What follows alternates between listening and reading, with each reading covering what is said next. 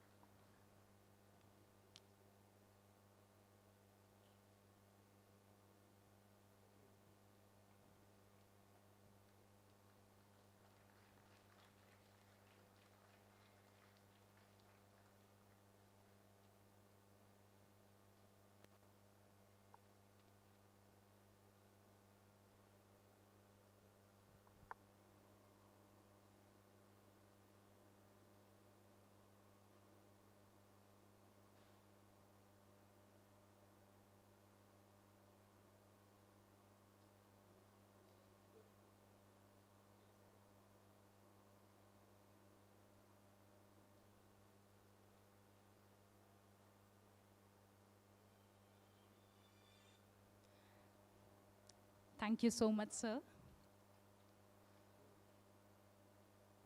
We are glad to celebrate this day, which brings together leading entrepreneurs, academicians, think tanks, and other stakeholders to propel the entrepreneurship ecosystem. Our economy and future prosperity depends on many factors, but high among them, this list occupies the ability of entrepreneurs and innovators to develop ideas into great enterprises. Today, Ganpat University is proud of our student startups who are great innovators and entrepreneurs. They are not just working on great ideas or just solving problems, but are also creating jobs, enhancing prosperity, and also inspiring a generation of rising Indians towards building a diversified and innovative economy. Now, we would like to commence the program by inviting Dr. Mahendra Sharma, Honorable Pro-Chancellor and Director General, Ganpat University, to offer the statement of gratitude.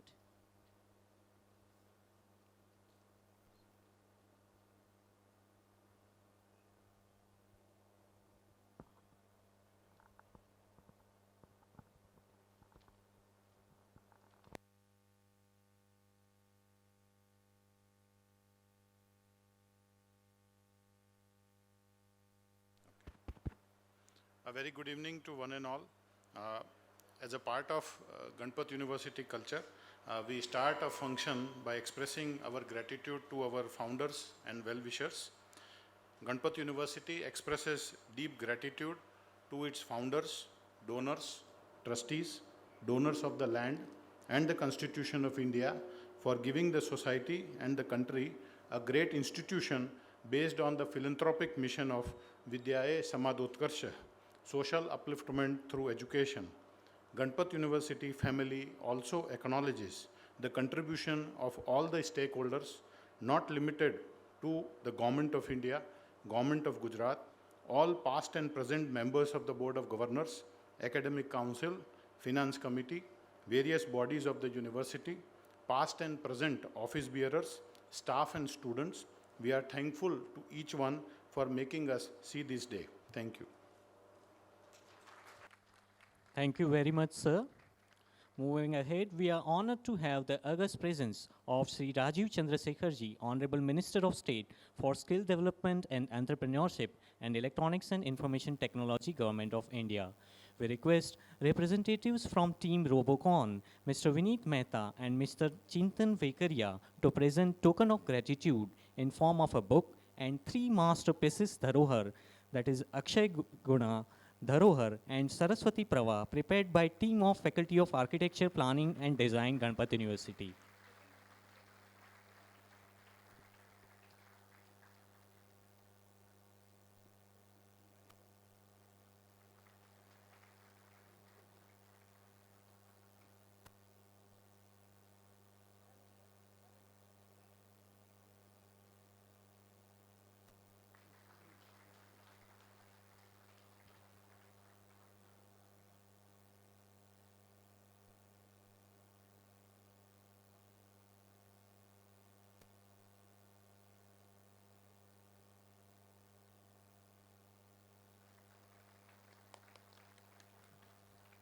Recording in progress. Thank you very much, sir. Thank you, Vineet. Thank you, Chintan. Dr. Kuber Bhai Dindor, Honorable Minister of State, Higher and Technical Education, Legislative and Parliamentary Affairs, Government of Gujarat. We request Mr. Harshil Modi and Mr. Jainam Sheth, who are involved in the project Design and Development of Chainless Electrical Bicycle, to offer a welcome memento to sir, which includes the masterpieces Campfire in the Woods and Ocean at Twilight and a book.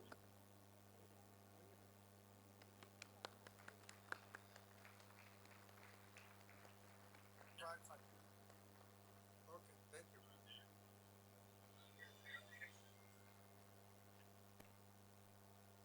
Okay.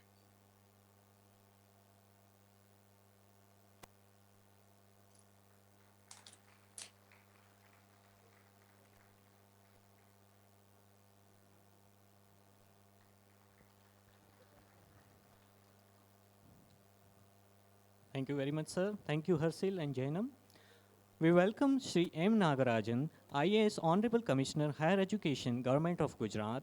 We request Mr. Bhargav Joshi and Aryan Patel, members of Find Me, to welcome sir with a masterpiece and a book.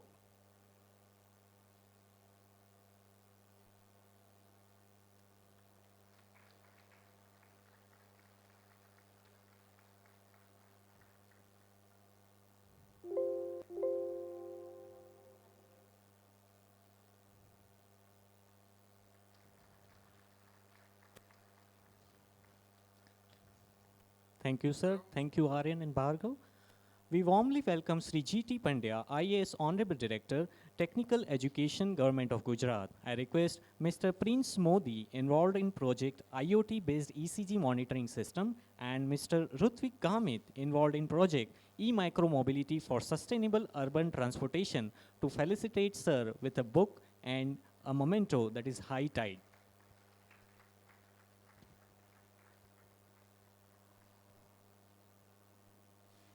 I'm not seeing the picture. I'm not seeing the Thank you, sir. We heartily welcome Dr. Mahindra Sharma, Honorable Pro-Chancellor and Director General, Ganpat University. We also welcome Shri Raman Bhai Patel, MLA, Vijayapur Assembly and Trustee, Ganpat University, Shri Anand Bhai Patel, BOG Member, Ganpat University, Shri J.S. Patel, BOG Member, Ganpat University, and Shri Govind Bhai Patel, BOG Member, Ganpat University. We are elated by the presence of Honorable Pro-Chancellor and Director General of Ganpat University, Dr. Mahindra Sharma sir, with us. I would like to request sir to offer the welcome address. Please, sir.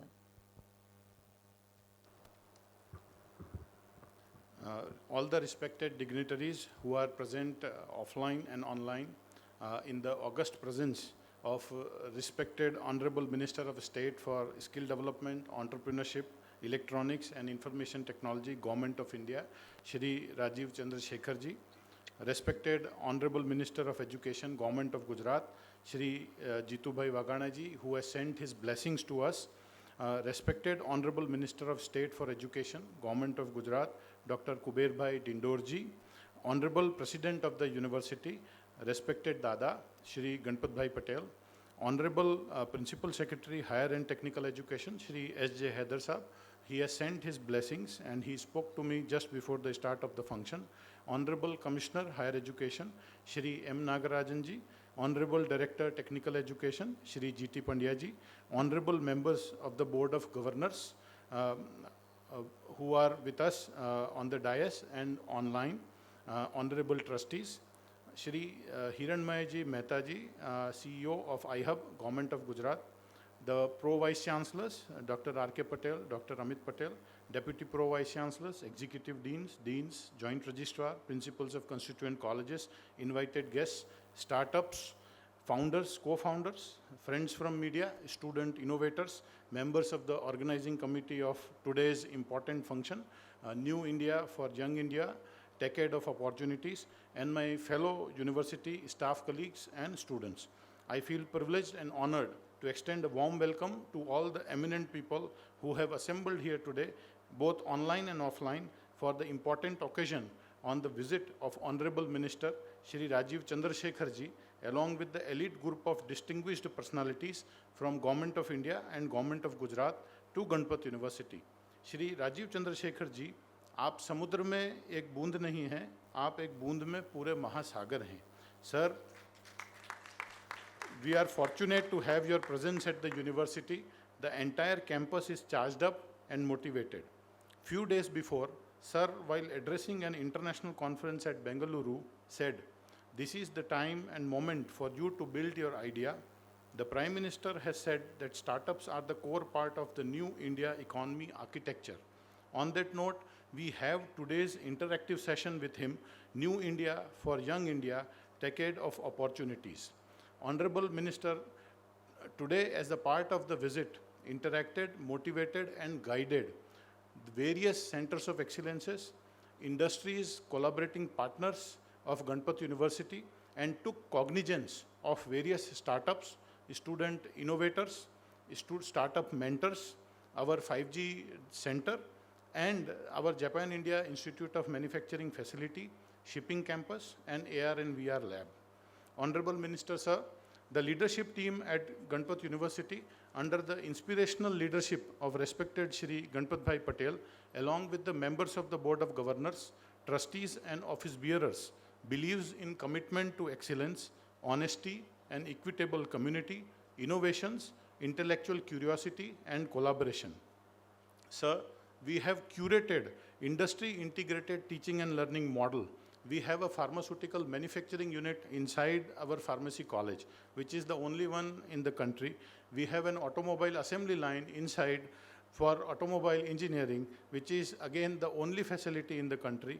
We are amongst the pioneers in establishing startup and incubation facility, Center for Entrepreneurship, Faculty of Skill Development way back in 2011, and several initiatives, including putting up Asia's largest 3D Center of Excellence with Stratasys, collaboration with National Skills Development Corporation for path-taking initiatives in order to fulfill Honorable Prime Minister's vision and your vision, sir, of making India the skills capital of the world.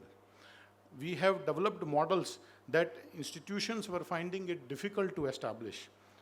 Examples include marine engineering, which is the only marine engineering college for the state of Gujarat with the biggest coastline. We have Sainik School for Girls, which is uniquely curated for girls, and we are successfully running it for more than 2 decades. We have courses and specializations with IBM in domains of cybersecurity, cloud computing, big data analytics. We have established 5G Center for research into 5G technologies. We have Energy Innovation Center and many more. We are currently producing 60% of our energy requirement, and Dada visions that by 2024 we will be fossil fuel free campus. There are many achievements, including in the recently concluded Asia Para Olympics. Our student Meet Dadani brought gold medal for India in 100 meter and 200 meter. At Ganpat University, we take pride in the spirit of innovation and a strong quest for excellence shaped by values.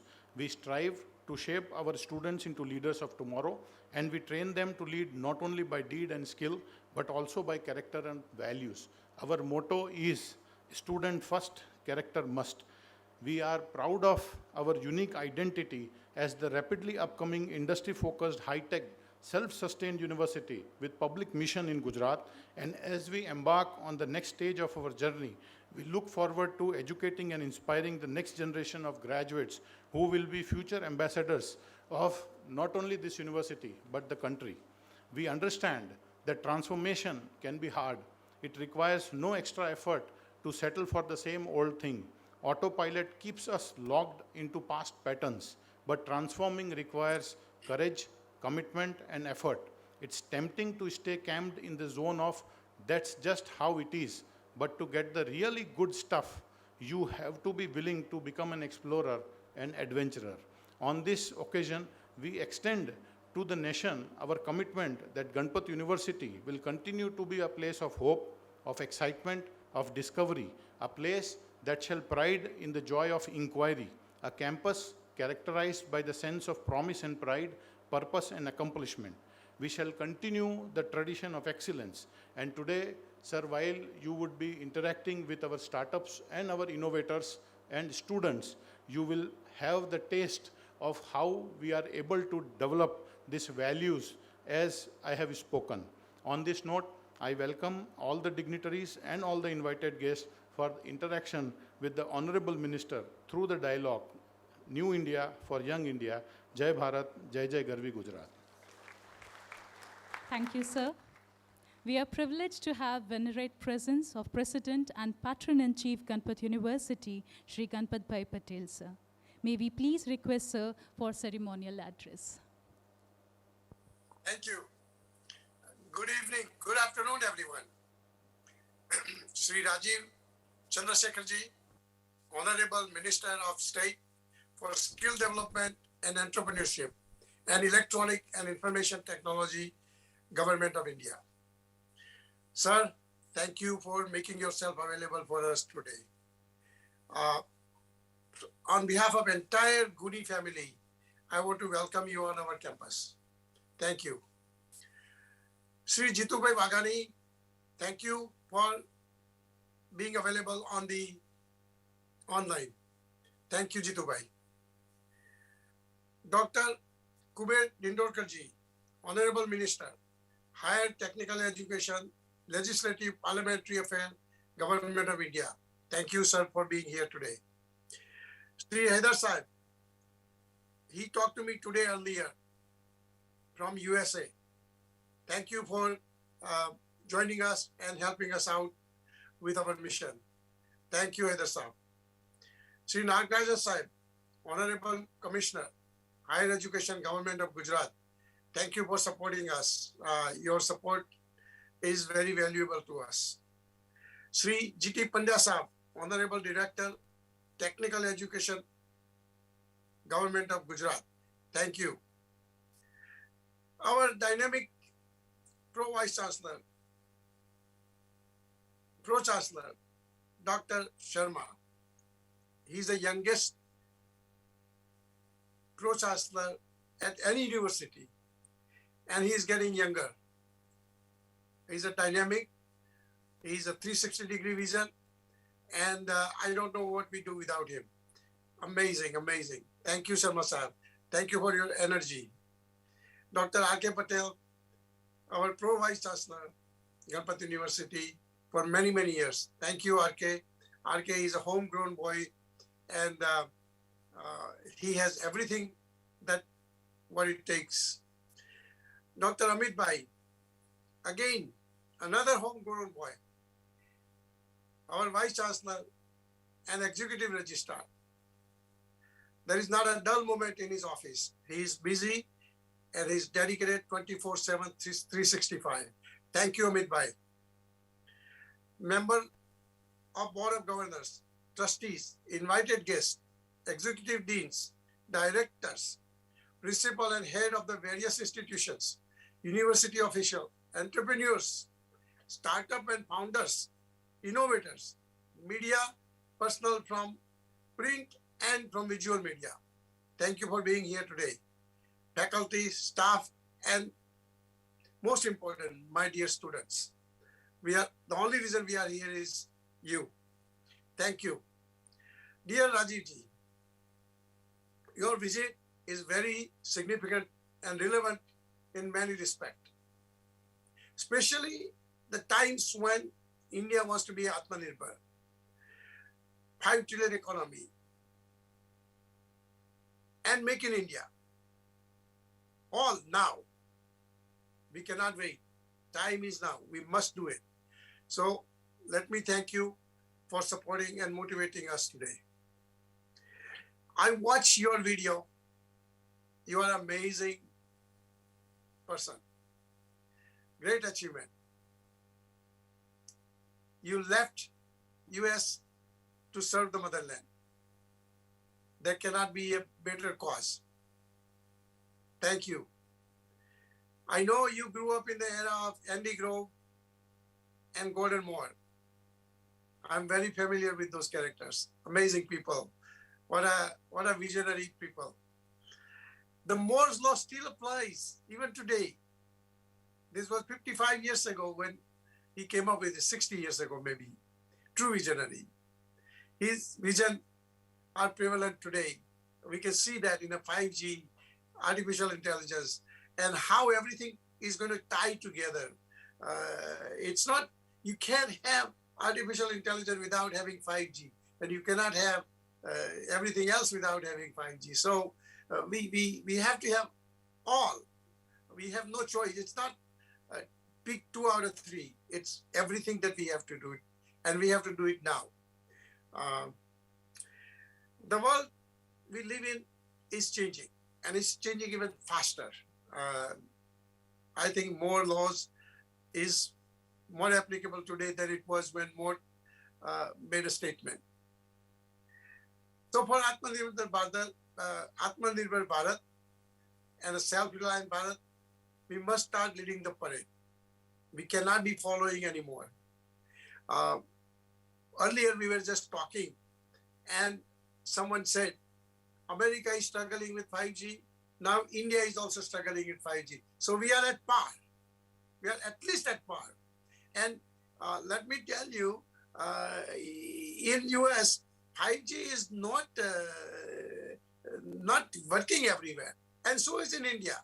And so let's continue building 5G networks. Let's struggle along with everyone else.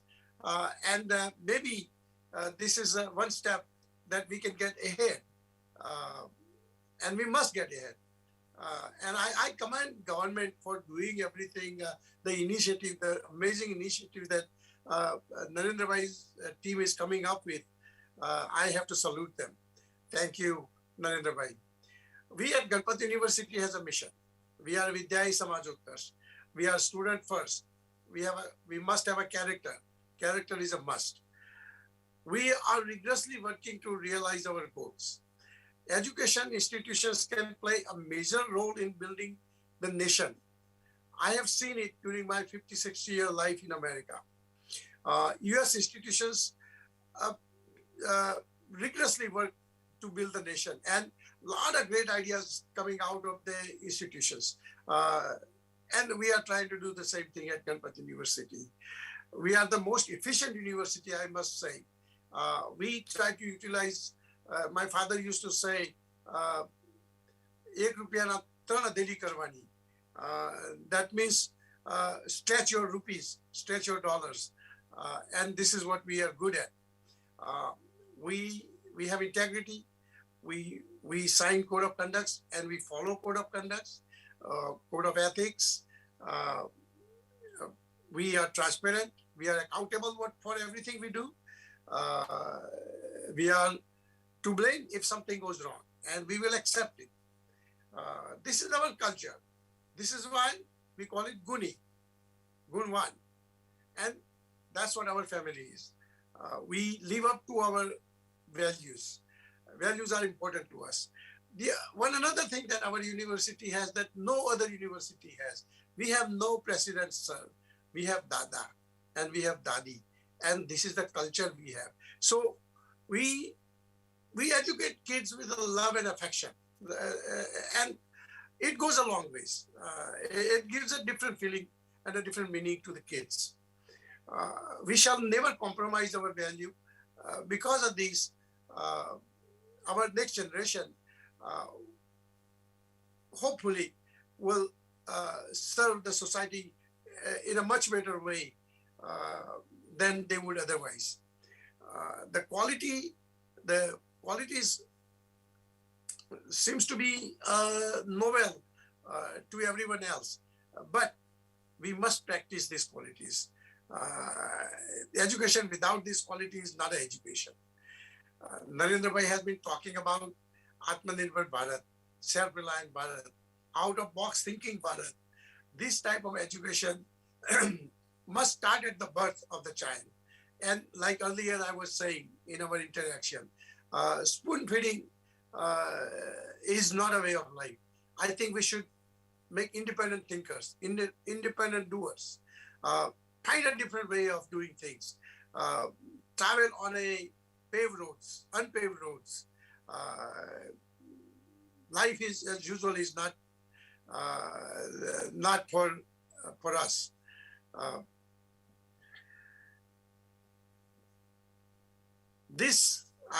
think this is a great beginning. We need to establish a culture. We, within a university, we have our own culture. And we should spread that throughout India, throughout other institutions, throughout industry. When I was running my company, I had created a culture within the company. And it was a culture of Cherokee International. And it went a long ways. There was everybody was ready to take a blame, and still people who got the credit where it was deserved. It was transparent, openness, fairness, honesty. These values are important. I hope I'm not keep banging on the same drum over and over, but it is so important to me that value system is a must in our education institution. When I migrated to US, I had to pay my own way during my education. My first job was a janitor, and then a dishwasher, then a busboy, and ultimately I became president of the company. I like to see all my students go through this, and that will make them a better person, I think. I started my business in my garage in 1978. America was a great place to start a business. There was no boundaries. There was no hurdles, no government rules that came in my way. I think we should provide that to the nation. And this is exactly what Narendra Bhai is doing. And he's trying day and night. Thank you, Narendra Bhai. I like to pass on my lifetime experience to the next generation because I think it's very valuable. It took 78 years for me to learn. I like to do that all in 1 minute. And I have to do it now.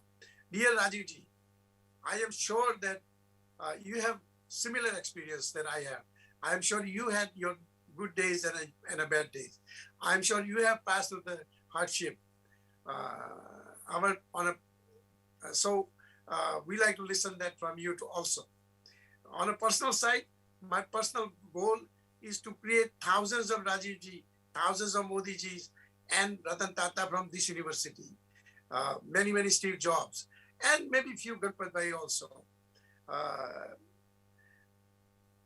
I want to leverage over and over what I have and what I have learned. On my personal life, I want every youngster to be blessed with everything that I have been blessed. We are flexible, we are focused, and we are tenacious. We are not going to take no for answer. My little advice to today's youngster, be hardworking, be focused, be tenacious, and believe in yourself. create passion for something that you love and love to the death. Today's world offers much more opportunity than ever. We are lucky to have a role model such as Narendra Bhai and sir yourself that are spending time for us. Again, I want to thank you. We have young and dynamic personalities with us today. So let's listen to him. And without further ado, I want to thank everyone and God bless you all.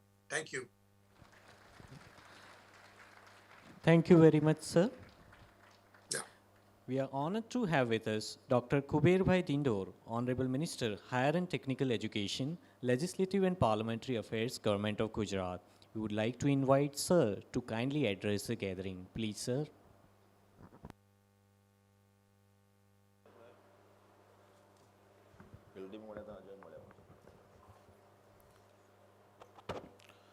બોલો ભારત માતા કી.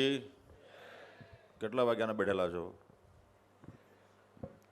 બધાની સ્થિતિ મને ખબર છે, એટલે વધારે time લઈને આપણા યંગ ઇન્ડિયાને ન્યૂ ઇન્ડિયાને યંગ ઇન્ડિયાનો નારો લઈને એનો સંદેશો લઈને આપની વચ્ચે આવ્યા છે. સાહેબશ્રીને આપણે સાંભળવાના છે. તો આજે આપણા new India for young India ટેકડે એવો ઓપોર્ચ્યુનિટીનો સંદેશો લઈને સન્માનીય આપણા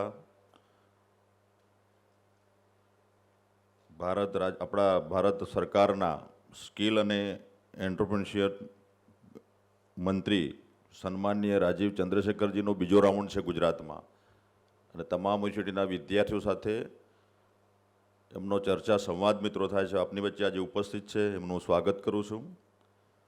સાથે ઉપસ્થિત મારા જીતુભાઈ સાહેબશ્રી પણ સંદેશો આપને આપ્યો છે, અને જેમને આ ગણપત યુનિવર્સિટીની જેમને સ્થાપના મિત્રો કરી છે એવા આપણા પ્રેસિડેન્ટ ઓફ પ્લેટોન ઇન ચીફ આદરણીય દાદાશ્રી આપણી વચ્ચે જોડાયેલા છે, એમને સાષ્ટાંગ દંડવત પ્રણામ કરું છું. સાથે ઉપસ્થિત આપણા શ્રી ચાન્સલર અને ડિરેક્ટર જનરલ જેમને સરસ આ કેમ્પસનું મોનિટરિંગ કરીને વિદ્યાર્થીઓનો સર્વાંગી વિકાસ થાય દિશામાં કામ કરી રહ્યા છે એવા આપણા મહેન્દ્રભાઈ શર્મા, ડૉક્ટર મહેન્દ્ર શર્માજી. સાથે ઉપસ્થિત રમણભાઈ અત્યારે આપણી વચ્ચેથી ગયા છે, અને અમારા કમિશનર હાયર એજ્યુકેશન આપણા નાગરાજનજી, સાથે આપણે director technical GT Pandyaji, Anandbhai Patel સાહેબનો અમારો પરિચય એલડી કોલેજના 75મા વર્ષની ઉજવણીમાં અમારે થયો હતો અમદાવાદ મુકામે એલડી કોલેજમાં. સાથે ગોવિંદભાઈ, બોર્ડ ઓફ ગવર્નર્સના સભ્યશ્રીઓ અને ટ્રસ્ટીશ્રીઓ, પત્રકાર મિત્રો, અને જેમના માટેનો આ કાર્યક્રમ છે એવા વિદ્યાર્થી ભાઈઓ બહેનો, તમારા બધાનું ગુજરાત સરકાર વતી હું પણ હાર્દિક સ્વાગત કરું છું.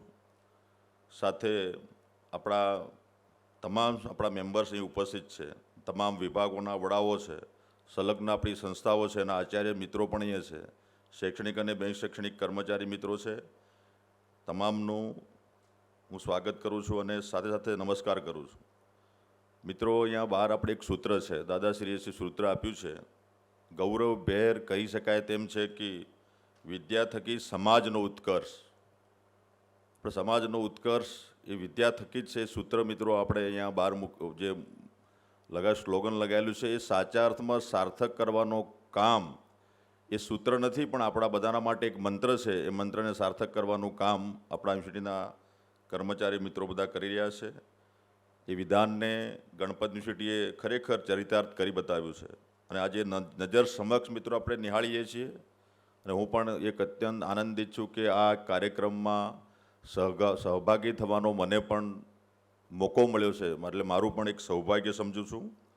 સાથે સાથે અમેરિકાની અબજોની સંપત્તિ અને જાહોજલાલીવાળી જિંદગીને કોરણે મૂકીને ગણપત દાદાએ પોતાના માદરે વતનમાં છેલ્લા 25 વર્ષથી આ જ્ઞાન ગંગાનો મિત્રો આલેખ આદર્યો છે, જેના તપફળ સ્વરૂપે આપણા ગુજરાતના ગૌરવંતા ગુજરાતને ગણપત યુનિવર્સિટી જેવું હાઈટેક શૈક્ષણિક સ્કૂલ મળ્યું છે, જેમાં હજારો વિદ્યાર્થીઓ કોઈ દરેક સમાજના, અને સવિશેષ મને તો આનંદ એ બાબતનો છે કે મારા દાહોદ, પંચમહાલ, ઉમરગામ, અંબાજીથી વિદ્યાર્થીઓ જ્યારે એડમિશન માટે એડમિશન મળ્યા પછી એ ફ્રીશીપ કાર્ડ માટે અમારી પાસે આવતા હોય છે, ત્યારે મને ધ્યાન પર આવે કે અમારા ટ્રાઇબલ એરિયાના વિદ્યાર્થીઓ પણ અહીંયા હાયર એજ્યુકેશન મળવા મિત્રો અહીંયા આવતા હોય છે અને એમને અમે પણ મદદરૂપ બનતા હોય છે.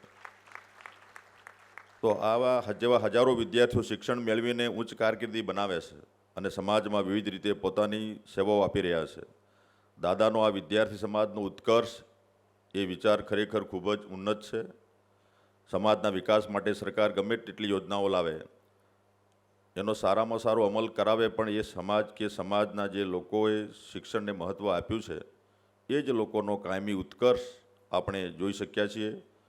અને એ માટે આ યુનિવર્સિટીએ સરસ કામગીરી કરી છે અને એમાં આપણા સન્માને વડીલ આપણા દાદા ગણપત દાદાનું વિઝન અને મિશન મિત્રો કામગીરી કરી, એમનું વિઝન અને મિશન કામ કરી રહ્યું છે, એ બદલ દાદાને પુનઃ અભિનંદન પાઠવું છું. સાથે સાથે આમ તો ગણપત યુનિવર્સિટી એટલે મારી કાયમી પરિચિત અને પોતેકી સંસ્થા.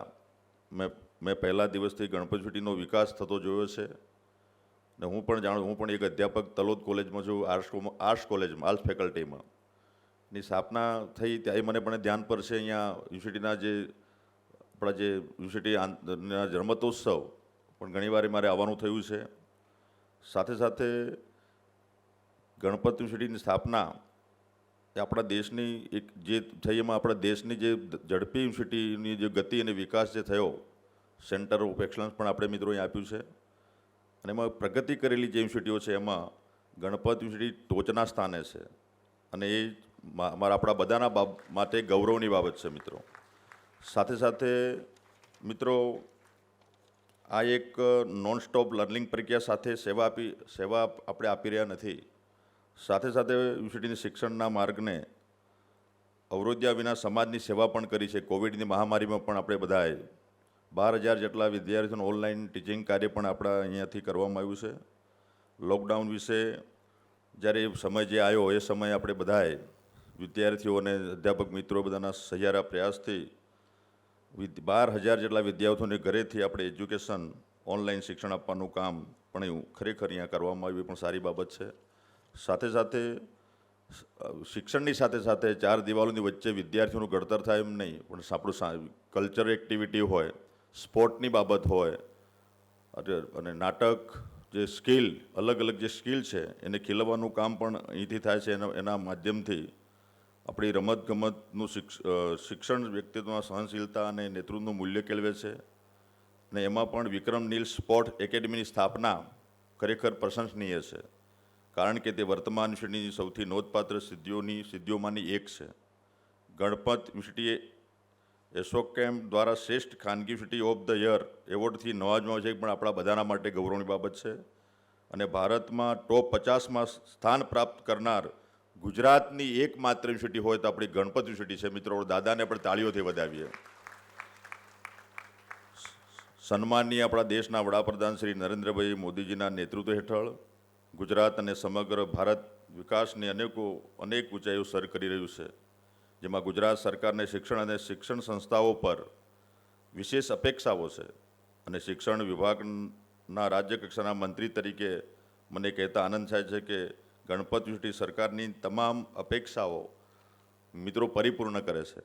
સાથે સાથે આજની આ માનનીય કેન્દ્રીય મંત્રીશ્રીની આપણી રાજીવ ચંદ્રશેખરજીની આપણી આ મુલાકાત સાચા અર્થમાં વિદ્યાર્થીઓને અને વિદ્યાર્થીઓ આપણા બધામાં એક નવું જોમ, નવો ઉત્સાહ, નવી ઉર્જા અને એક ચેતનાનો સંચાર મિત્રો આપણને એમનાથી થશે. તેમના માર્ગદર્શનથી આપણા સ્ટાર્ટઅપ તરીકેની તેમની યાત્રા વેગવાન બનશે. આમ તો ટેકનોલોજી સાથેનો એમનો નાતો 35 વર્ષ સુધી મિત્રો રહ્યો છે, તો એમને અને સર્વે આપણા ઉદ્યોગ સાહસિકોને અહીંયા ઉપસ્થિત છે બધાને હું શુભકામના પાઠવું છું. અને આપણે બધાએ સાથે મળીને આપણા મોદી સાહેબનું જે સૂત્ર છે કે આત્મનિર્ભર ભારત, આત્મનિર્ભર યુવાન, તો આત્મનિર્ભર યુવાન ક્યારે બને? આપણે સ્ટાર્ટઅપ મિત્રો આપણા દેશમાં આમ તો મેં ટીવીમાં સમાચારમાં 70,000 જેટલા સ્ટાર્ટઅપ મિત્રો કામગીરી કરી રહ્યા છે. અને આપણી જે ઇલેક્ટ્રિક વ્હીકલમાં આપણે સંશોધન થઈ રહ્યું છે એમાં પણ આપણા 400 જેટલા સ્ટાર્ટઅપ ઇલેક્ટ્રિક વ્હીકલ માટે પણ દેશમાં કામગીરી કર્યા છે. એમાં આપણું ગુજરાત પણ મિત્રો, ગુજરાતના આપણા યુવાનો પણ એમાં મોખરે છે. સાથે સાથે આપણે બધા જ વિદ્યાર્થીઓને મિત્રો આપણે બધા જ એમને સર્વાંગી અને સર્જનાત્મક અને સર્વાંગી વિકાસ થાય દિશામાં આપણે બધા જ મિત્રો સરકાર આપણી યુનિવર્સિટીઓ કામગીરી કરી રહી છે. આપણો યુવાન દેશનો આપણા સ્વસ્થ હશે તો આપણું રાષ્ટ્ર મિત્રો સબળ બનશે. આપણો દેશનો યુવાન શાલીન હશે તો આપણું રાષ્ટ્ર મિત્રો શ્રેષ્ઠ બનશે. આપણો યુવાન મિત્રો સ્વાવલંબી હશે તો આપણું દેશ સમૃદ્ધ બનશે. આપણો યુવાન સેવાભાવી હશે તો આપણું રાષ્ટ્ર મિત્રો સુખી બનશે. તો આ તબક્કે સર્વને શુભેચ્છા પાઠવું છું અને આપણે સંકલ્પબદ્ધ બનીને મિત્રો આગળ વધીએ. આમ તો હિન્દીના સાહિત્યકારો કહ્યું છે કે આજે જે કે મેળવવાનું છે જે આપણે બધા સંકલ્પ કરીને નિર્ધાર કરીને મિત્રો આપણે આગળ વધવાનું છે. મંજિલ આપણે બધાએ મેળવવાની છે. એમાં સમાજનો આપણા સેવાભાવી જે ટ્રસ્ટો છે, દાતાઓ છે, એમનો બધાનો સહયોગ મળી રહેશે. એટલે હું એટલું જ કહીશ કે મંजिलें उन्हीं को मिलती है, मंजिलें उन्हीं को मिलती है जिनके सपनों में जान है, पंखों से कुछ नहीं होता हौसलों से उड़ान है. આપણા બધાનો હૌસલો મજબૂત રાખીને મિત્રો આપણે આગળ વધીએ. ધન્યવાદ. ભારત માતા કી જય. Thank you very much, sir. Moving ahead, to motivate the existing startups and inspire budding startups, we would like to move towards the startup felicitation ceremony.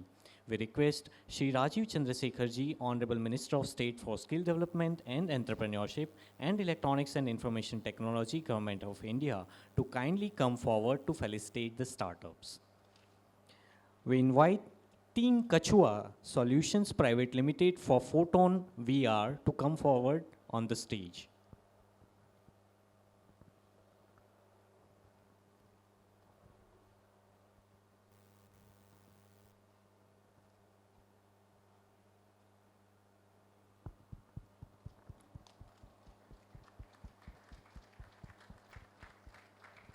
Many congratulations.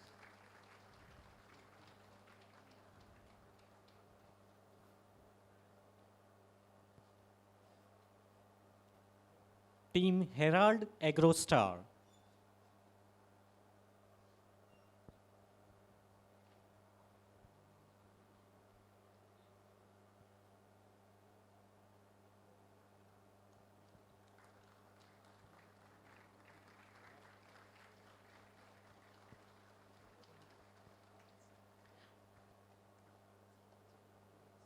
Team Lambage LLP.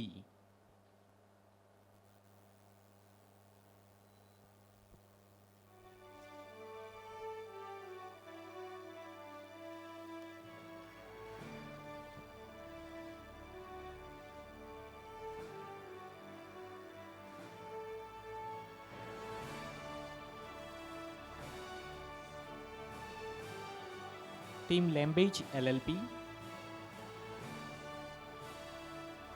Team My School Bus Trek Now Private Limited.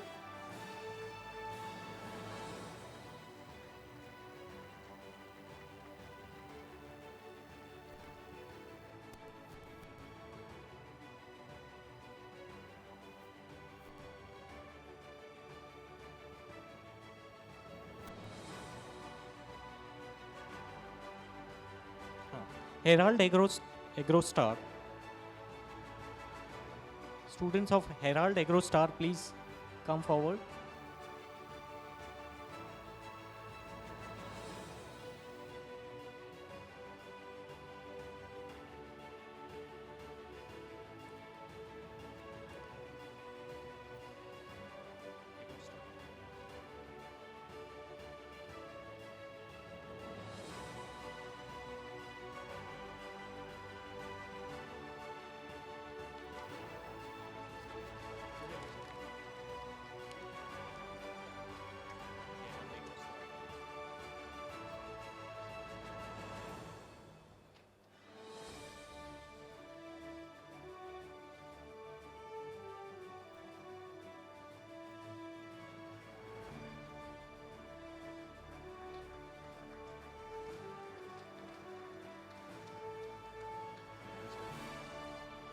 Team Smart Pop Solutions LLP.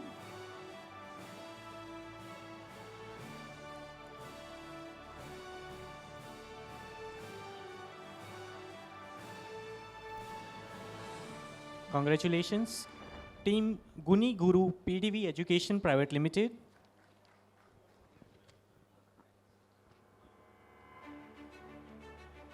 Team GUNI Guru PDV Education Private Limited, a heartiest round of applause to the startups. Many congratulations.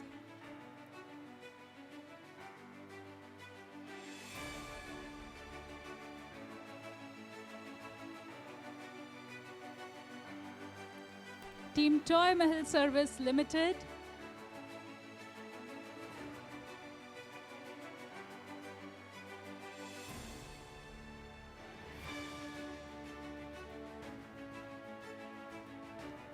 Team Toy Mahal Service Limited. Let's have a huge round of applause. Infrared RWD, Nutra Asan Foods and Supplements. Team Infrared RWD.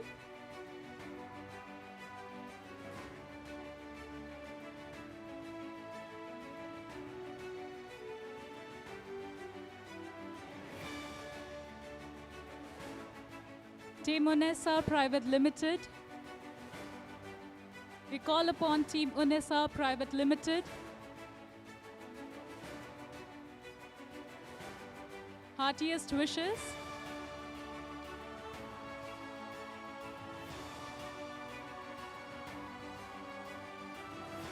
Next D Design Platform Private Limited. We call upon Next D Design Platform Limited.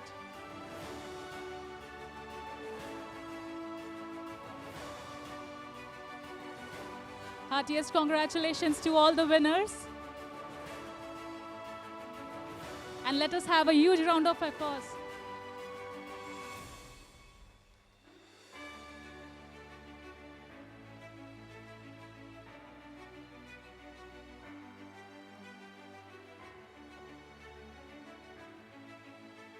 Team Tricon Developers. Team Tricon Developers.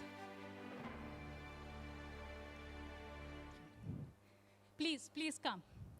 Team Vittoria.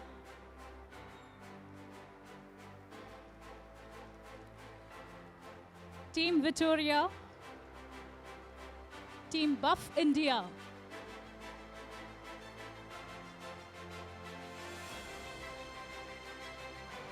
Team Buff India. Team Renew Agri Om E-Commerce Private Limited for Agri Vijay. Many congratulations to all the startups.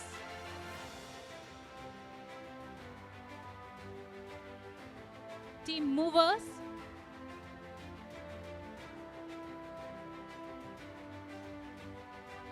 Team Renew Agri Om E-Commerce Private Limited. Team Movers. Let us have a huge round of applause and keep the spirit maintained. Team Movers.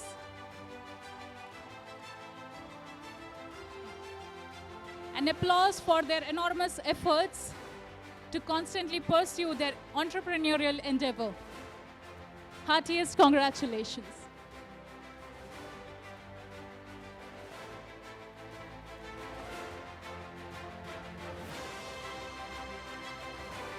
Thank you to all the winners. I now request Honorable Pro-Chancellor Sir to kindly lead the dignitaries to the chairs in the front of the dais while we set the stage for fire time.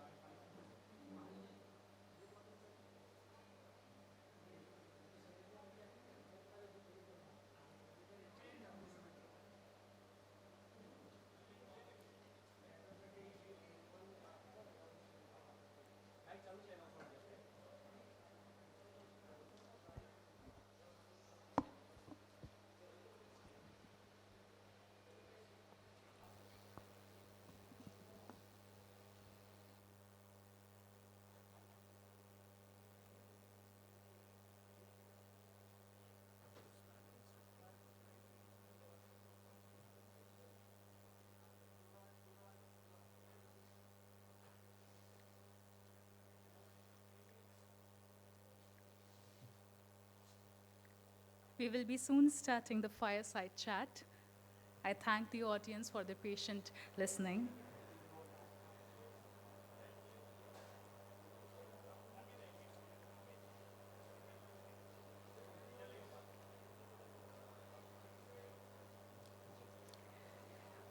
Now, it is an honor to invite Shri Rajeev Chandrasekhar ji to please come on the stage for the fireside chat.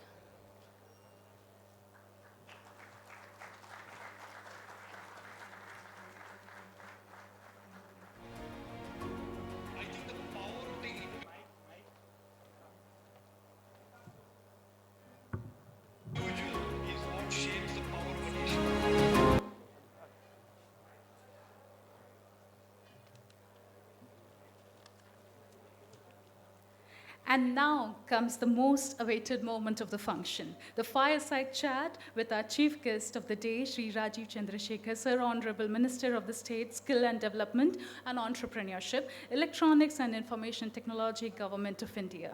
Sir has been in public service in last 16 years. He was born in Ahmedabad, Gujarat, and studied in 9 Kendra Vidyalayas across the country over 12 years of his early education. In his early years, he was handpicked by Vinod Tham to work at Intel as senior design engineer and as CPU architect on the 80486 and Pentium microprocessors. As a technology entrepreneur, Sir is known as one of the pioneers who built the Indian telecom sector and established India's biggest cellular network in India. His telecom startup BPL Mobile became an unicorn when the word unicorn was not coined. With an experience of over 3 decades in technology, he is considered to be one of the leading minds in technology in India. As a minister, Sir has been advocating and leading the Digital India program launched by Honorable Prime Minister in 2015. Sir is also working, taking the vision of Honorable Prime Minister on making India a global hub for electronic system and design and manufacturing, especially through the newly launched India Semicon mission. The Minister is working towards implementation of Honorable Prime Minister's direction of designing a new approach to skilling, Skill India 2.0, to rebuild the gains of Skill India 1.0 and to transform India into a global skills hub. Thank you so much, sir, for your cordial welcome and a huge round of applause for Sir's presence. We would also like to invite GUNI students, Mr. Yash Patel, final year student of MBA Startup and Entrepreneurship, Natalie Kadanhai, final year student of BBA, Vidhi Parikh, second year student of BTech Computer Engineering with specialization in Artificial Intelligence, to kindly proceed forward for the fire chat.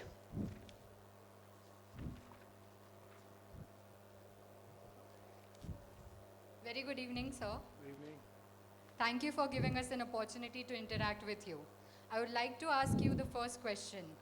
You have been into different roles in your life. Can you please take us through your early life and academic journey? How far back do you want me to go? School life? Look, for me, I'm a Fauji son. I'm a son of an Air Force officer, and a lot of our life was very nomadic. So we were traveling from one place to another place. My earliest years in school were in a Catholic boarding school in Kerala, because in those days the only English medium schools in Kerala were the non-government boarding schools that the church ran. So I did 2 years there, and then from then on I spent, for the balance part of my 10 years, I did 9 different Kendra Vidyalayas. So I've gone from Kerala to Hyderabad to Bangalore to Assam to Jammu and Kashmir, so all over. So, but it's a very different life, and some people say that I should have regrets that I don't have any best friends, because they say the best friends are made in school. And I frankly don't have any best friends from school, because I never knew anybody more than 6-7 months. But it is a very different type of a life. It taught me, as I was living amongst men and women who served in the forces, it teaches you many different things. And I didn't ever think of this as being a tough life or a difficult life. Thank you, sir. Sir, college life में आप extracurricular activities में part करते थे, and what role did those activities play in your overall development? This question has been asked of me also by my children because they see me now and they don't quite believe that I was very fit and active when I was younger. But I was fit and active at one point. But I became, मेरे life में एक बदलाव तब आया when I went into engineering college and I discovered computers.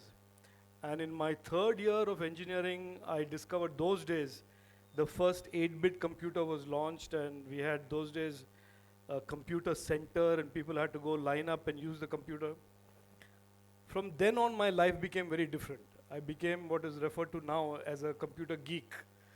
And I became a very full-time, obsessively compulsive technologist. And I think from then onwards, sports didn't matter to me so much. I'm still not a big fan of cricket. So when people ask me about IPL, I've never been to an IPL match. It doesn't excite me as much as watching soccer on TV or something like that. So sports has an important place in my life, had an important place in my life, but very early on, I was very focused on technology. Thank you, sir. Sir, as you just mentioned, in school and college, we make friends for lifetime. Do you have such friends? And if you don't mind, can you please share one or few of your college time or school time memories with us? Mushkil, that's why I say, I think one of the defining moments, defining things about my sort of nomadic childhood was that there was not enough time to make any lasting relationships. And to make, I know, of course, you make acquaintances, you know people for 6 months, but to build friendships, you need to have more than a fleeting encounter. So that I don't have very many people that I know from school. It is one of those, it is what it is. Some people say it's tragic, but it is what it is. But I have friends from college, and I have most of my lasting relationships and friendships are those I made when I went to the US. And I worked there and I studied there and made a lot of very, very abiding friendships which last even today. And let me just share with you that the current CEO of Intel, Pat Gelsinger, used to be my boss at Intel when I joined. And recently when he came to Delhi, when he came to meet the Prime Minister, he had a follow-up meeting with me after that. And like those Hindi movie scenes, there was a slow motion running from across the two sides of the room. Gale milne ka one episode.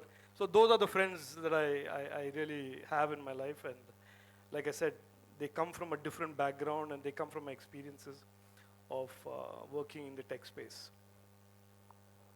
Thank you, sir. Sir, you have witnessed different roles and facets of your life. We are curious to know your hobbies and your personal interests. And do you still pursue those? Yeah, no, I like to read a lot. I fly, I enjoy flying. And there are many other things that I do, including coding that I used to do. But it is a fact that after I joined active politics, and more so after I became a member of Team Modi on July 7, 2021, there is less time for all of that because the mission that is in front of us to create this new India, to really deliver on Prime Minister's vision, is a full-time 24/7, 365 days a year mission. And I don't consider that in any way a compromise. I think this opportunity that the Prime Minister has given us to serve and to make a difference to the future of India and the future of all your lives is an opportunity I take very, very seriously, and it's a once-in-a-lifetime opportunity. I mean to do a good job when I'm given that opportunity. Thank you, sir. So throughout your studies, were you always an outstanding student? No, I was not. I have to tell you, and this is, I tried to keep this a secret from my children because I wanted them to do well. But then I was not a very good. I was very good in my school till high school, and then as teenagers lose their way, I lost my way and became very casual. I was not a spectacular student in my 10th and 11th standards. 12th I made good. But where I think academically I became very, and I think it's a self-discovery more than any parental I think was when I hit engineering. And there I did very well. I was a university rank holder. And then, like I said, when I discovered my calling of technology and coding and programming, and then, you know, I think I was only trying to satisfy myself and my goals, and I did reasonably well. Well said, sir. So, what would be that one thing that you would want to go back and perhaps change in your student life? Maybe become better at cricket or something like that. I can't think of anything else. I think I did what I did. It was what it was. And I mean, you know, for example, I don't know swimming. And it's one of those regrets because my children know swimming very well. And even though I try to flounder around in the swimming pool, there's no substitute to learning swimming. I mean, you either swim or you don't, or you drown. So my tendency is to drown, so I stay away from the water. So that is one regret, that in school maybe I could have learned swimming. And part of the reason was because I was jumping around from place to place and city to city, I really never got an opportunity to do that. So maybe that is one regret, that I would have gone back and learned swimming. So, there's surely much more to learn about your early life from you. But for now, let's move on to the entrepreneurial part of your life. Handing it over to my friend, Yash. Yeah, thank you. So, sir, we begin with the question. Sir, you were well settled in the 1990s in the USA. You had a job offer from the Microsoft and you were handpicked by Vinod Dham to work at Intel. What promoted you to return to India and to become an entrepreneur? You know, I have asked myself that question and I really don't know an answer.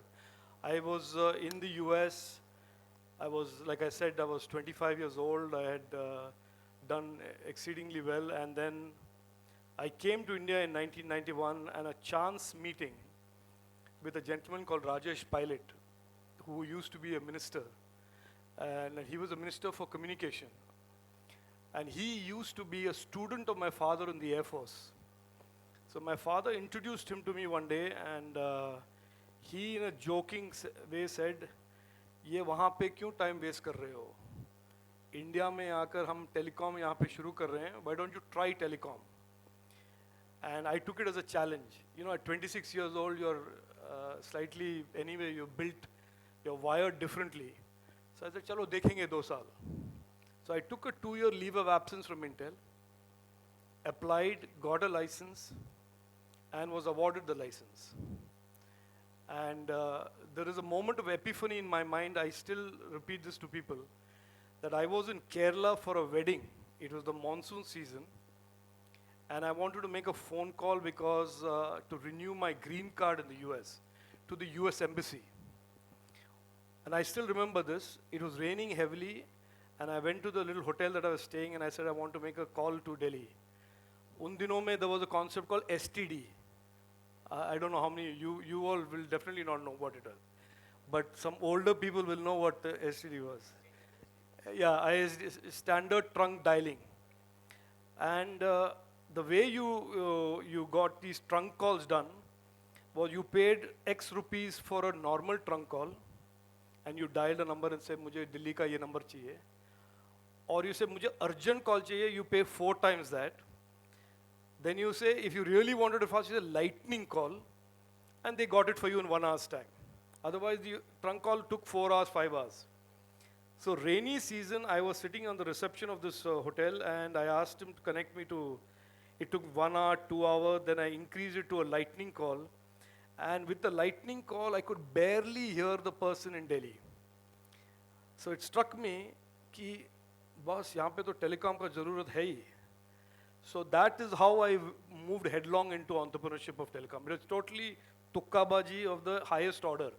Fluke that I got into telecom, the fluke that I stayed in it, and a lot of people told me I will fail, including my own family, ki you are one small guy from the US, and here are the Birlas, and here are the Tatas, and here are the Ambanis and Hindujas, and all of them want to get into the space. तुम मरोगे. तो ये मेरे लिए always I always operate counterintuitive. If somebody says I will fail, I'll try and work hard to prove I won't. So that's how I stayed the course, and rest, as they say, is history. Okay, sir. Thank you. How do you see the present day ecosystem for entrepreneurs and startups compared to what was there during your time? It's a world of difference. It's like Pluto and Mercury. I mean, they're that far apart. But let me say two things to you, and I say this with the responsibility to the youngsters who are all startups. उन दिनों में पागल लोग कम थे, opportunities कम थे. That means there were less people like me, and like we all know, to be a startup, you have to be a little, crazy. You have to be a little driven. So there were fewer people with fewer opportunities. Now the difference is there are large number of people and lots of opportunities. The competition is more now. The competition was less then. But the difficulties were more then, and the difficulties are less now. So you have to see that these are two very, very different universes, but the outcome of success as then on here will be determined by your hard work, your perseverance, and your smarts. Yes, you said it correctly, sir. So next question is, sir, how do you balance out to be an entrepreneur and also a public leader and a politician, discharging responsibility as the Union Minister of State?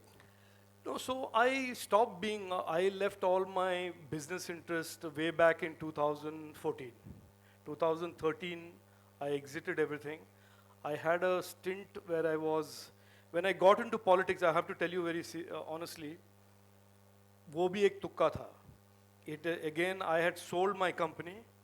I was taking a 6-month leave of absence to think what I should do next. And at that time, there was a government in Karnataka that was a BJP JDS alliance. And somebody in a meeting like this one day, not like this, but in a small meeting said, "Aap politics kyun nahi sochte?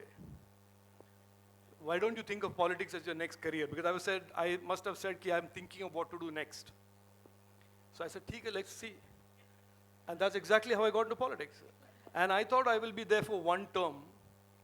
And so I started my company, Jupiter Capital, did politics for 6 years. Then I realized I was making an impact. And then I continued for one more term. And then, of course, I'm on my 3rd term now. So in between, I decided that I will withdraw from business. You can't be in public life and do business at the same time, because both of them need full-time attention. It's not that you are, one is of course the ethics and the optics of it, but if you want to do something well, you have to pick one thing and put all of your energy on it. Yeah, multitasking is a concept that is good in operating systems, not in real life.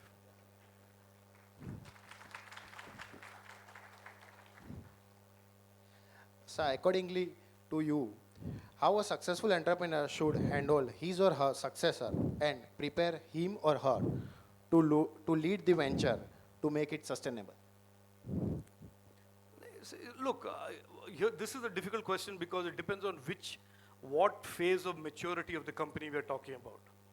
Now, if you look at Googles of the world, the Sergey Brins and Larry Pages grew it to a multi-billion-dollar, then they withdrew and then gave it to Eric Schmidt to run. तो एक वो model है कि I am a promoter, I am a founder.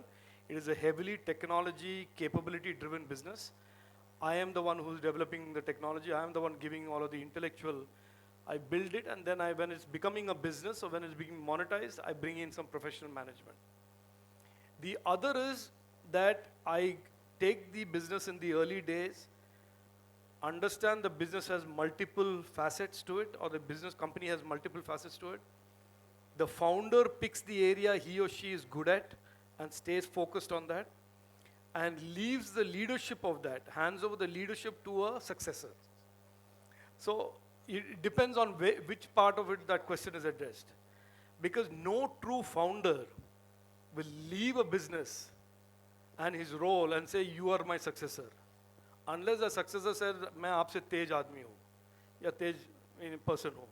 So that scenario will very rarely arise. It is really about founders stepping aside focusing on what he or she is good at, and allowing some professional, mature managements to manage the other parts of the business, the growth challenges of the business, fundraising, capital raising, refinancing, hiring, systems, training, markets, customers.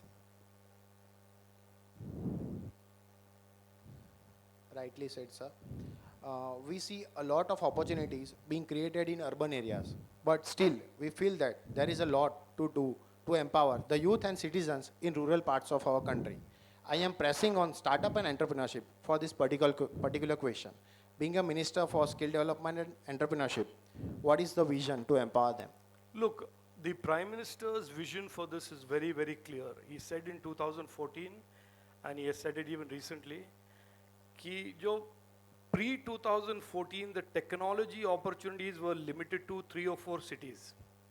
The Bengaluru, the Hyderabad, the Gurugram, the Chennai. एक आधा पकड़ो Pune. So 3.5, 4 cities. He made it very clear that technology opportunities should be available to the youth of all tier 2, tier 3 cities. So if you look now today, the 5 cities have now expanded and become 15. He now wants that 15 to become 25. So in our government, in our ministry, for example, we have a whole structure called STPI and a mighty startup hub. We are now relaunching that, and we will only focus on tier 2, tier 3 cities. Bangalore, Hyderabad, Pune वगैरह में हमारे office भी नहीं होंगे. वो तो market will take care of it, and the investors and the startup ecosystems are mature. But our focus mission that the Honorable Prime Minister is that every Indian youth must get connected to and must have an opportunity to pursue an opportunity in this whole digital technology space. And for that, skilling has to be made available, higher education has to be made available. That is why we have a national education policy, where we have a new Skill India policy. Taki even, and we will have digital platforms for skilling and education. So even if you're sitting in Jharkhand, very, very far away from a college, or very, very far away from a physical skill center, you can still log in on a digital platform and avail some skills. So, and you know today you can learn coding online, you can learn all kinds of very, very sophisticated skills online. So this is a belief that every young Indian, regardless of his or her geography, his or where she comes from, has the potential to do well in this new India. So this is Prime Minister's sankalp, it is his belief, it is his deep belief in the future of the youth of India, that they will build the new India.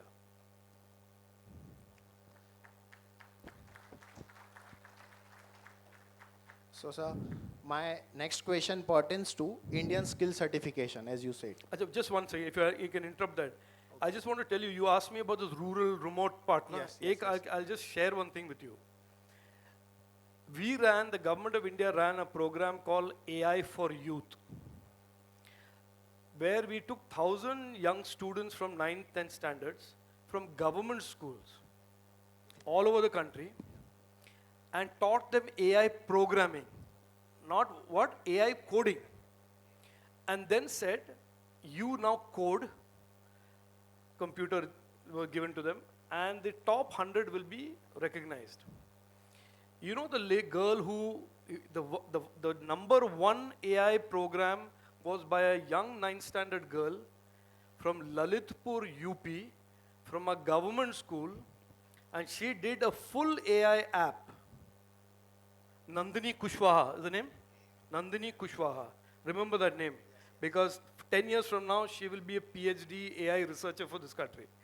She did a program where you take an image shot of a plant like this in a farmer's field, and the AI program will tell you what is it lacking: water, phosphate, potassium, urea, whatever.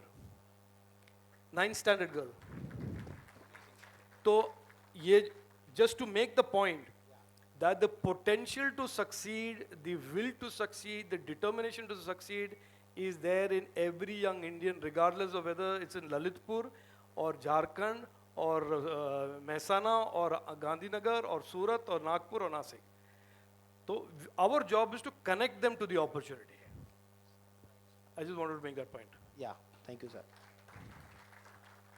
So, sir, as I was asking, my next question pertains to the Indian skill certification. What special initiatives our government is to take to equate the Indian skill certificate to make them at par with global skill certificates in terms of worldwide acceptance? Perfect question, good question, and it is our #1 priority. And we are doing that through two things. One is completely modernizing the skill programs. We have today about 4,300, 4,400 skilling programs. We are expanding that to 5,000. We are making skilling aspirational.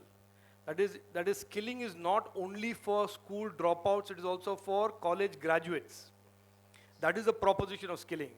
For many years traditionally, since 2011-12, skilling was seen as a आपके पास कोई और option नहीं है तो skill कीजिए. इसको हमने we have completely change it कि आपके पास नॉलेज हो कॉलेज में, you may have a degree, but if you want to get yourself employed, if you want to start a startup, get a certification from Skill India. So blockchain, metaverse, Web 3.0, AI, machine learning, all of these areas, including drone operating systems, drone management, drone as a service, all of these 1 year, 6-month courses that can be easily done by a student who's doing engineering, who's doing a graduate program in arts, science, whatever. You do a certification program and make yourself a lot more rounded off. So you have knowledge through the degree and you have skills through the skill system. And it is this that we want to make the basic platform and allow for it to be interoperable with credits into the education system. That will create global recognition. Already we have got 2 big agreements with the Middle East and Japan that our skill certifications will be accepted there for blue collar as well as white collar jobs. Very perfect, sir. So the next question is, sir, in your opinion, how Indian startups can contribute in strengthening the Indian defense system? No, look, the entire security apparatus today, if you look at it 20 years ago and now, the softwareization of every system has increased in its intensity. Every system 10 years ago, 20 years ago, whether it's a fighter jet or a tank or whatever, were closed proprietary systems. Okay, so somebody did a box, some of it was coded, some of it was hardware, and it was all proprietary. Today, everything is being softwareized. Everything is being siliconized. So this is exactly for India, the strength of Indian engineers. We are great at this type of work.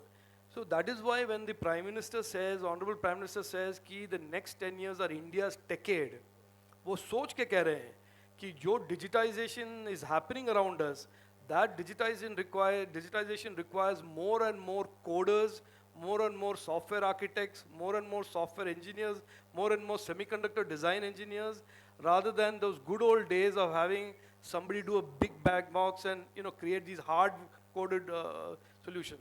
So in the entire security space, ranging from cyber security to weapon systems, mission control systems in advanced jets, we have the ability to be very, very important core technology partners in the next 10 years. Very great, sir. So my last question, next is, sir, you too must have faced challenges in your entrepreneurial journey. So can you share some of the challenges that you faced and how do you overcome those? And also a piece of advice to the budding entrepreneurs.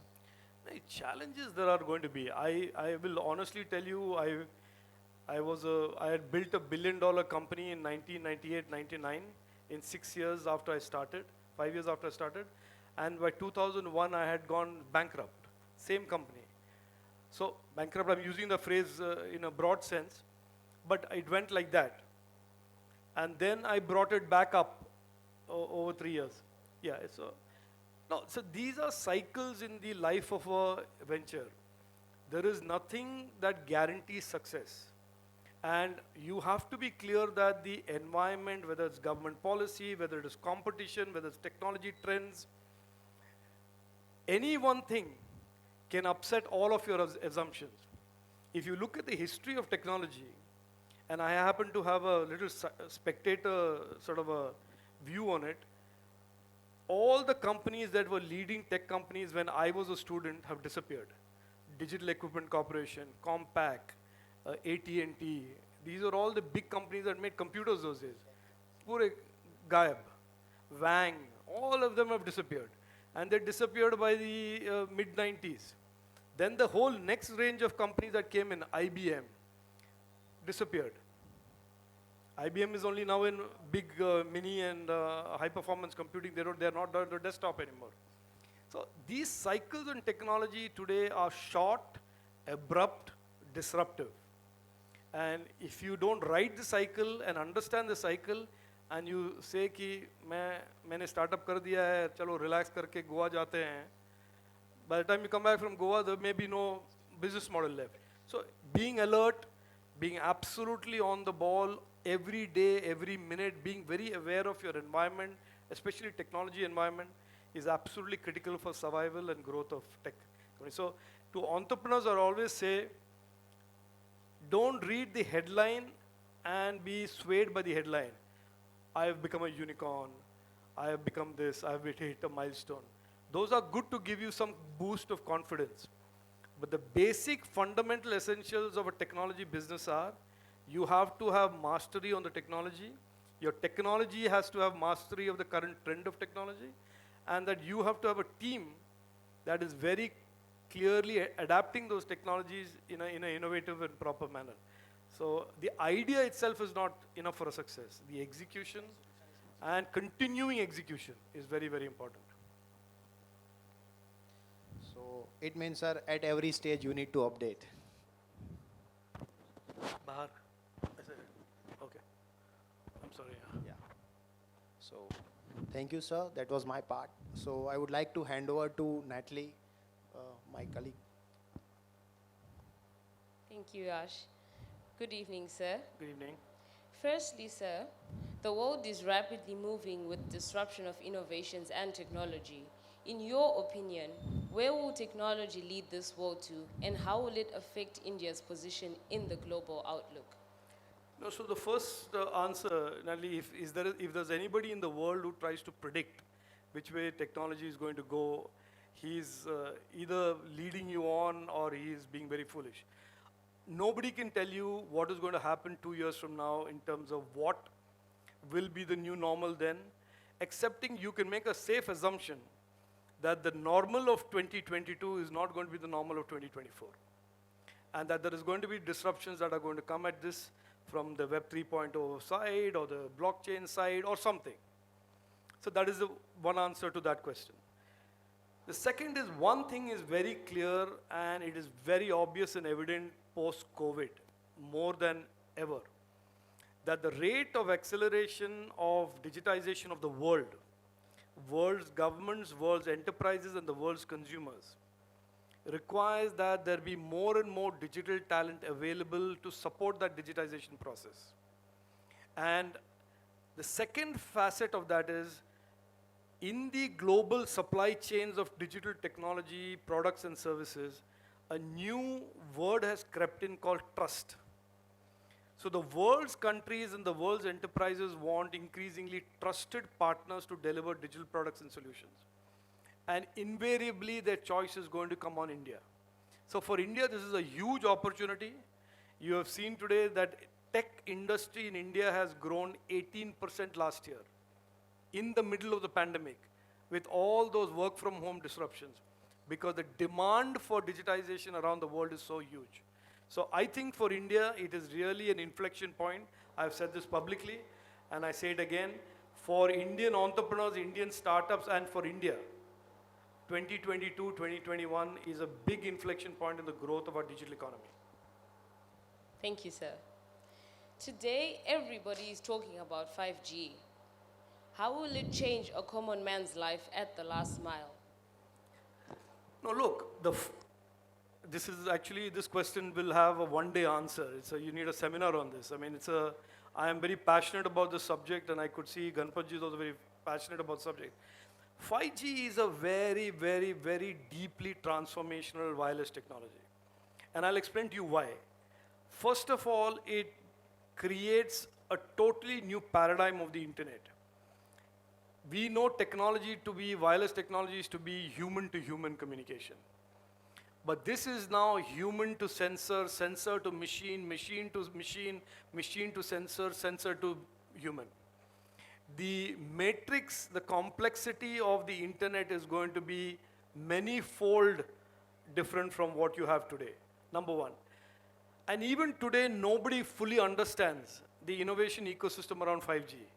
What are the solutions? What are the killer apps? What are the areas that 5G will be deployed? Is it manufacturing? Is it health? Is it agriculture? Is it only communication? Is it the internet? So there is a whole world of opportunities and innovation that is going to explode around 5G. It will also create many regulatory challenges. How do you regulate a machine? If a machine you are in a room and the machine is sensing that you are in the room and is collecting body temperature and collecting some information and is flashing it back, how do you regulate privacy? How do you address data protection? So, but it is clearly a big, big jump in technologies, in wireless technologies. But for India, 5G means something additional. All these years, for the last 30 years of wireless technologies, India has always imported technology. When I started my mobile network, the radio, the switch, the microwave, including the containers, excepting for the screw and the screwdrivers, everything was imported. But in 5G, India and the rest of the world are at the same level. We have our made in India products, design in India products. And they can, for the first time in the history of wireless communication, India can offer competing products and competing solutions that the Western countries have.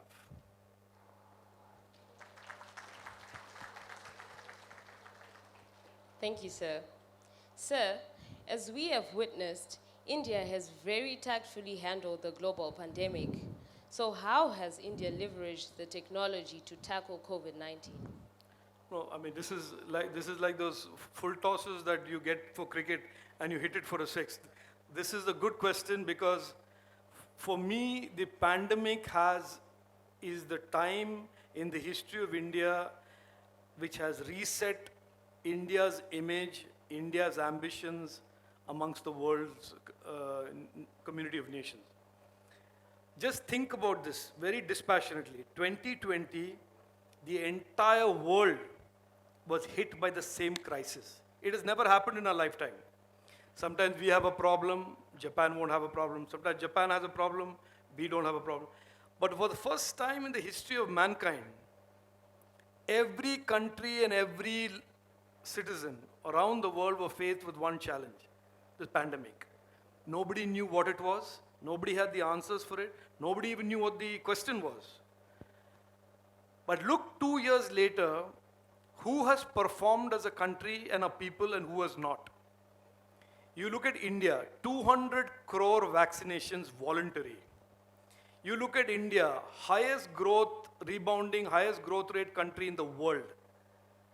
You look at India, highest FDI during and after the pandemic.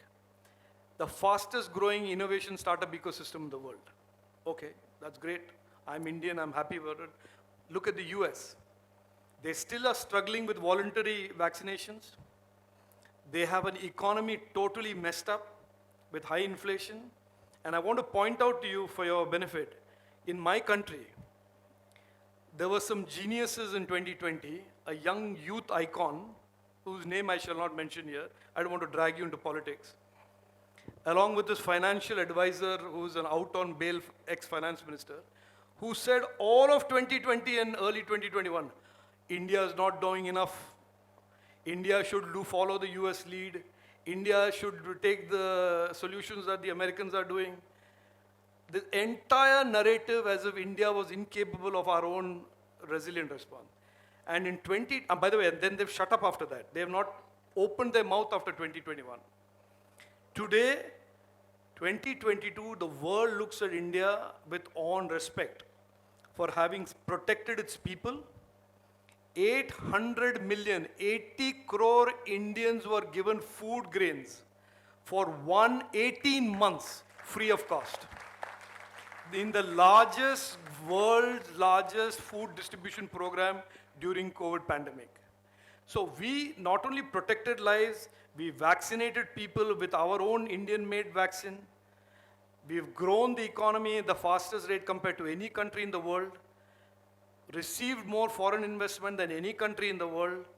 And so today we can really, as a people, as Indians, look back at those 2 years and say, this is the time in the last 75 years of our independence that India has said to the world, कि हम हटके हैं. हमारा, we are made of a different type of a metal, and we therefore want to reimagine our future. So our ambitions today, why is the Honorable Prime Minister saying we should have semiconductor in India? Because today the world says, yes, we want a trusted partner for semiconductors and electronics. India has demonstrated that it can be a trusted partner during COVID pandemic, and let's move ahead. So I think it has been a defining moment for all of us collectively the last 2 years, like never before in the history of India as a free country. Thank you for the question, by the way. Very well answered, sir. In continuation, every coin has two sides. When technology grows, some will exploit it unethically and use its dark side. What is your vision and plan to prevent people and businesses from threats related to the cyber world and privacy? Again, very good question. We are 80 crore Indians today who are connected online. In the next 3 years, it will become 120 crore Indians. And amongst the people who will be using the internet in India and be accessing technology will be women, children, old, aged people, because for all of their activities, they will depend on the internet. And the digital economy of India, $1 trillion, will also depend hugely on the internet. So for that, our Prime Minister has laid down some boundary conditions. The internet in India should always be open, therefore should not be controlled by the state, nor should be controlled by any big tech companies, comma. That internet in India should always be safe and trusted. Safety online and trust of users online is a very, very important policy objective for us. And the last is accountability. That the user on the internet should always find that the platforms are accountable to them. Just because you are a Facebook, just because you are an ABCD, doesn't mean the user in Rajkot or the user in a small part of India does not matter, it can be ignored. So accountability is an important thing. So we have built rules, we have built cyber directions, and we have built a framework of laws and policies and rules that try and implement these attributes, these boundary conditions to the internet. You're absolutely right. As the internet proliferates and as the good things on the internet grow, so do the bad things. And the bad things range from child sexual pornography, exploitation, financial cyber crimes, doxing, cyberbullying, gaslighting. All of these are harm that is growing on the internet. And it's not unique to India, it is all over the world. So for us, cyber security is a very, very important policy focus area and objective. We want the internet to be safe. And we believe our objective as a government is to make the digital Nagrik, or the digital citizen, feel that the internet is safe and trusted for him or her. So we have a whole series of things that we are doing, including recently, we announced some cybersecurity directions which make it incumbent on companies to report cyber incidents and breaches. So we understand the challenge and we think we're up to it. Thank you, sir. Moving forward, other buzzwords are metaverse and cryptocurrencies. Sir, what will be the entrepreneurship opportunities in this space, and what is the government of India's vision for this? So let's not use the word crypto, we'll use blockchain and Web 3.0 because crypto is one application on that. I think it is very clear for anybody who follows technology that the next wave of innovation, deep disruptive innovation, is going to come from Web 3.0 blockchain on one hand, AI and the ethical use of AI on the other hand, and this AR, VR morphing into metaverse. These are all areas that are all very early stages. There are no standards. Every shop, every company is trying its own efforts on it. It is a huge opportunity for Indian startups, huge. The only hiccup has been that many startups who wanted to get into Web 3.0 and blockchain got into crypto. Crypto is a very, it's a hazy area for most governments around the world because of what it does to the macroeconomy and the actual right of the central bank to issue currencies.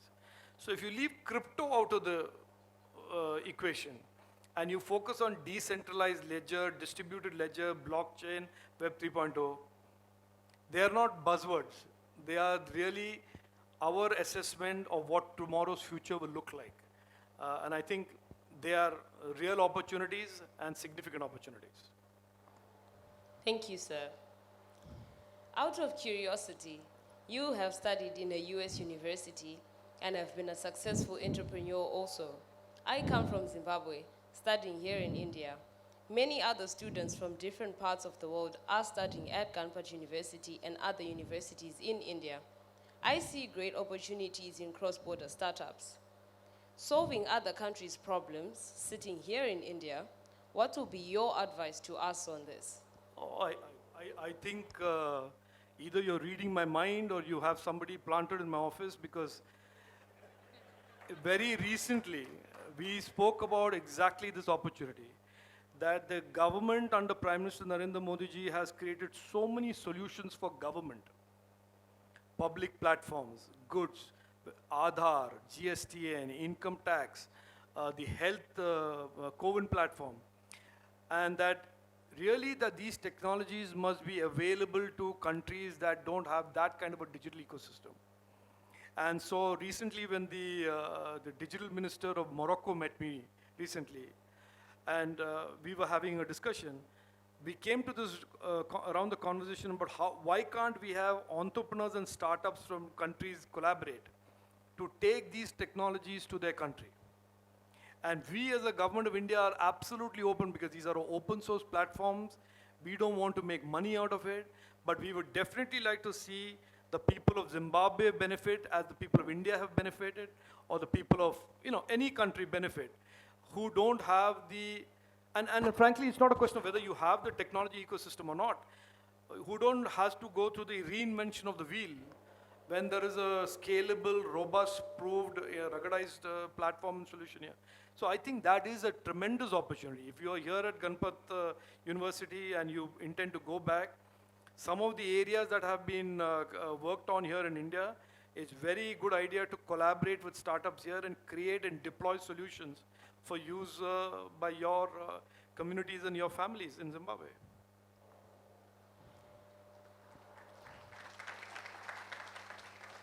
And for India, by the way, I don't know if you've heard this, Vasudhaiva Kutumbakam is a, we believe the world is a family. And therefore, from technology companies exploiting smaller countries, we want to move technology to be a right of every global citizen. The access to technology, the access to the power of technology, the access to empowering people. We believe in India, and the government of India and Prime Minister Narendra Modi ji believes in this, that this should be easily available to every citizen, not just the haves versus the have-nots continuing to be have-nots when it comes to digital technology.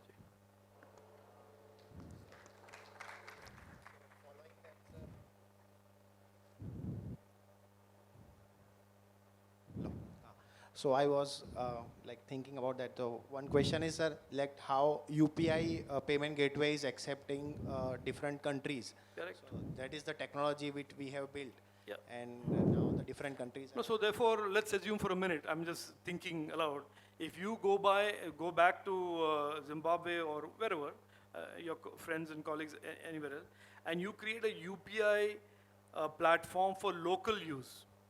And we make it interoperable with our broader UPI platform.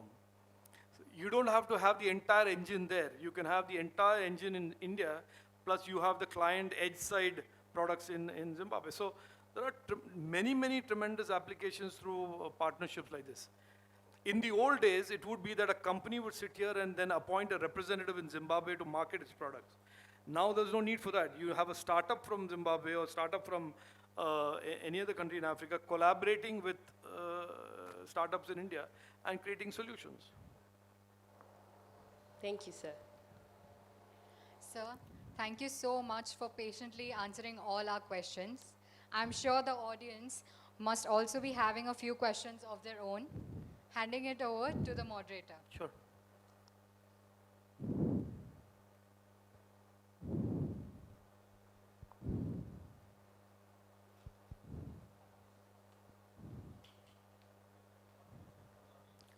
Take one or two. So We could have one question from audience, considering the time frame. Hello, good evening, sir. My question is, sir, how to convert an innovative idea into a startup business? If I knew the answer to that in a soundbite, I would patent it and then make a lot of money on it. ऐसा थोड़ी. No. It's not a question of having an idea and then convert it into a business as if it's some magic process. Yes, sir. It is about how convinced you about the idea, how determined are you to make the idea a reality, how you build your team, how you finance that, the prototype or the proof of concept. Look, a lot of this will be your own determination to succeed. The idea to a proof of concept to a real product to a business is in large part fueled by the entrepreneur and the startup's energy, determination, and the ability to find solutions for the problems he or she faces. इसमें कोई manual नहीं है. I mean, don't look for this as a checklist that, I'm not mocking you, but you understand my point. Yes, sir. It's not like I wake up at 9 o'clock and I go to a temple at 10 o'clock and then I come back to the office. ऐसा नहीं होगा ये. You have to live, breathe. I mean, I'll tell you from my experience, this is not something that comes automatically, nor is it guaranteed to succeed automatically. Yes, sir. And it could be very clear, very obviously down the road that your idea is totally a non-starter. ये भी हो सकता है. Yes, sir. Thank you so much, sir. Herewith, we reach the formal conclusion of the fireside chat. It is not possible to cover all the milestones of sir's entrepreneurial endeavor in just one evening. So we would definitely submit more and more questions and inquisitives at your office, sir. I thank Vidhi, Yash, Natalie, our student volunteer, for their questions. We now move forward to the vote of thanks. Thank you very much, sir. Now I request all the dignitaries and startup students to come on stage for the group photo, please. All the dignitaries and students who are involved with the startups are requested to come on stage for the group photo. We express our hearty thanks to Shri Rajeev Chandrasekhar ji, Shri Jitubhai Waghani ji, Dr. Kuber Bhai Dindor, Shri Ganpat Bhai I Patel, Shri S.J. Haider ji, Shri M. Nagarajan ji, Shri G.T. Pandya ji, Dr. Mahendra Sharma sir, Dr. R.K. Patel sir, Dr. Amit Patel sir, Mr. Hiranmay Mahanta and Mr. Varun Kalia. We would like to thank top brass from our industry partners including IBM, SAS, L&T, Statusys India, InfoPercept, eInfochips, Bakeri Group, Bosch Rexroth India, Marvel, Semiconductor USA, NSC, Amdiza, Gizia, NABARD, Gateway Labs, NetWeb Technology, Summer Diamond, Hyphen Food, APMC Unja, Dudhsagar Dairy, NSDC, Sagar Chemicals, Promac Plastic, Sonal Industries for having an insightful interaction with Honorable Minister Sir over a lunch. We would like to thank all the honorable members of the Board of Governors and respected trustees for their valuable presence. Our sincere thanks to esteemed executive deans, directors, chairpersons, heads and principals, faculty members of Ganpat University. Also, thank you to all the startups and entrepreneurs present here for paying your attention and learning. I would like to express my sincere thanks to all those helping hands who have played an important role in the smooth execution of the program. Thank you, one and all.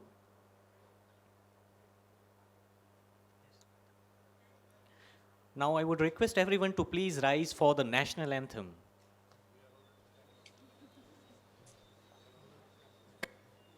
जनगण मन अधिनायक जय हे भारत भाग्य विधाता पंजाब सिंध गुजरात मराठा द्राविड उत्कल बंगा विंध्य हिमाचल यमुना गंगा उच्चल जलधि तरंगा तव शुभ नामे जागे तव शुभ आशीष मांगे गाहे तव जय गाथा जन गण मंगलदायक जय हे भारत भाग्य विधाता जय हे जय हे जय हे जय जय जय जय हे.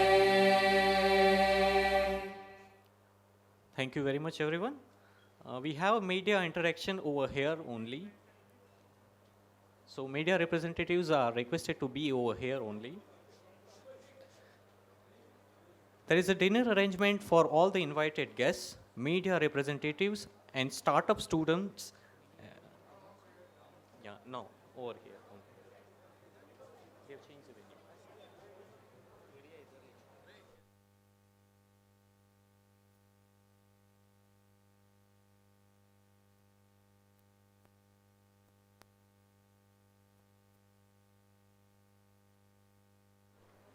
There is a dinner arrangement for invited guests, media representatives, and startup students at MBA building foyer. All deans and principals are also invited for the dinner.